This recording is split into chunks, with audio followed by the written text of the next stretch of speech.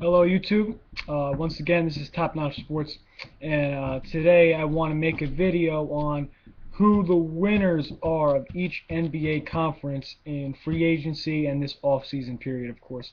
I'm going to start with the Brooklyn Nets in the Eastern Conference. The Nets, I'm just going to go through what they might have lacked last year, and I think that was a leader.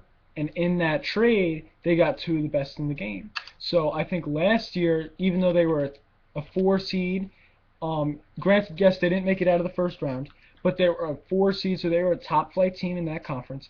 They're getting what they're lacked and didn't give up much right now to achieve that, to get what they needed.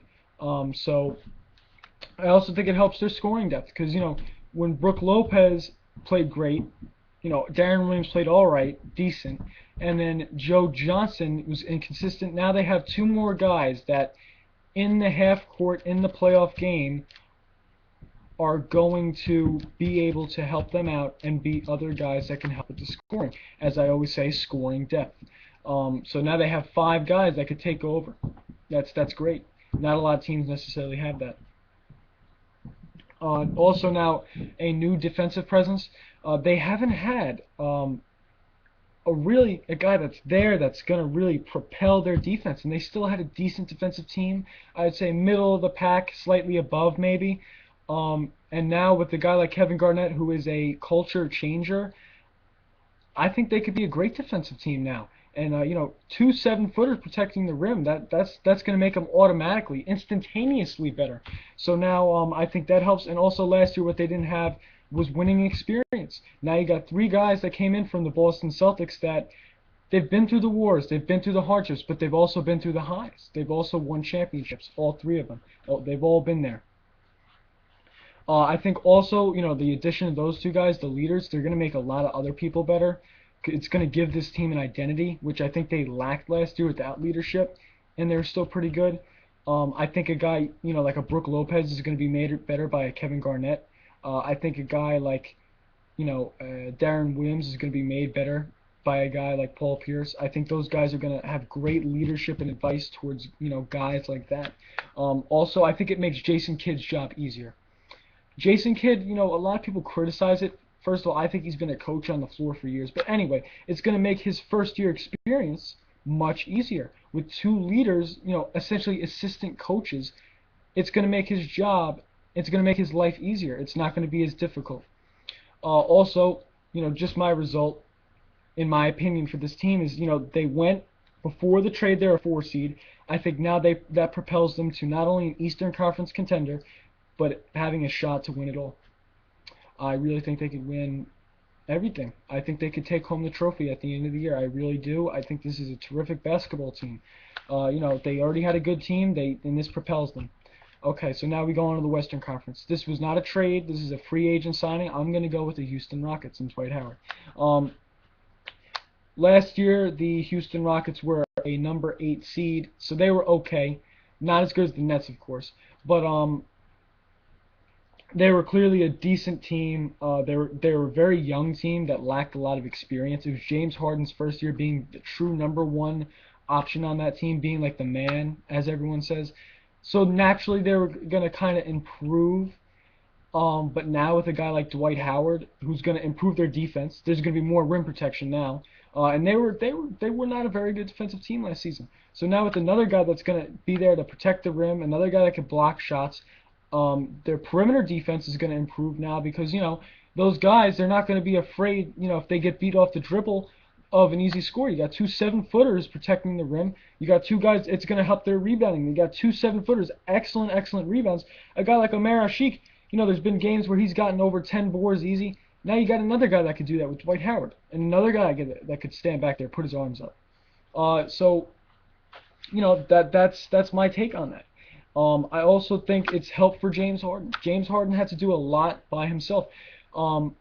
Outside of him, no one could really create their own shot. Now, Dwight Howard's not a great scorer, but he's a guy that when James Harden takes it to the rack, right, he's a guy that could be there as an insurance policy. He could dish it off to alley-oops. They could run pick and roll together. It's going to make Harden's life easier. He's not going to have to score as much. Dwight Howard, takes some pressure off of him, as we saw, especially in the playoffs. It really came up big.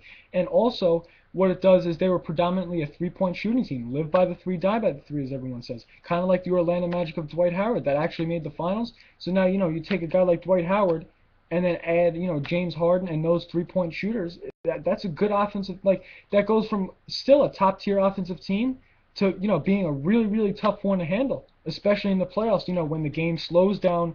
It's more half-court execution, the fast breaking stops, more film, more game tape, and figuring out your opponent in the series, because that's what the Rockets are about right now. They're looking, to take that next step in the postseason. Also, I think it's a 1-2 punch. It's an inside-outside combo, which you don't see a lot in the NBA. You know, that two guys, that could take over as a big man than one as a perimeter player. I think it's a great 1-2 punch. It might not even be a 1-2 punch. It's more of a sidekick thing. A big man small man combo. So I think that's a great deal for the Houston Rockets. I think that takes the Houston Rockets from being an 8 seed and just about getting in the playoffs, getting knocked out in the first round, to Western Conference contender. I don't think they're gonna.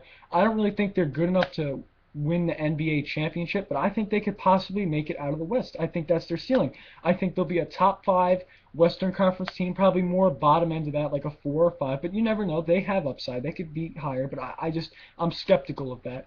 And I think, with those pieces that they already have, plus a great other player that's going to really improve their team, it's going to, improve their offense and defense, more rebounding, which you need in the playoffs, defense and rebounding, and more half-court execution. That's going to be, a much better basketball team. So I think they go from an 8 seed to a Western Conference contender. Okay, so those are my thoughts, on the best move in the Eastern Conference and the Western Conference and the respective teams, of course. One being a trade between the Boston Celtics and the Brooklyn Nets, and then Dwight Howard taking his talents from LA over to Houston.